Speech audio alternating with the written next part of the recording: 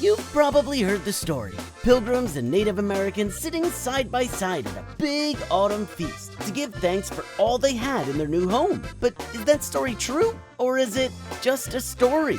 Did the Pilgrims and Native Americans really have a first Thanksgiving meal together as friends? Let's find out on today's episode of Colossal Questions. When the Pilgrims first arrived at Plymouth Rock in March of 1621, they decided to call this new land home.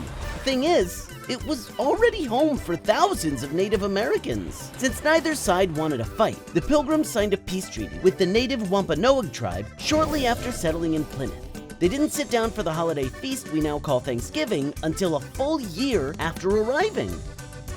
This event has gone down in American history as the first Thanksgiving, but it turns out that at the time, the meal wasn't that big of a deal. Harvest celebrations were fairly common in English culture as a way to celebrate in a new season and the new food that comes with it. Oh, and they also might not have eaten the classic Thanksgiving meal. That's right, while the first Thanksgiving may have had turkey on the menu, it's just as likely that they served duck, goose, or swan as the main course. So what gives? Why do we all know this myth of the first Thanksgiving, and where did it come from? When did Thanksgiving become the Thanksgiving we know today?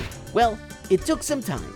From the 1620s to the mid-1800s, a festival of Thanksgiving would occasionally be celebrated in different parts of the country, but it was by no means an official holiday. President Abraham Lincoln made Thanksgiving an official national holiday in the United States in 1863. These early Thanksgiving holidays were celebrated much the same we do today. Big feasts with the family eating turkey and other delicious fall foods. So, once and for all, was there a first Thanksgiving? Yes, there was. It just wasn't as important at the time as we make it out to be now.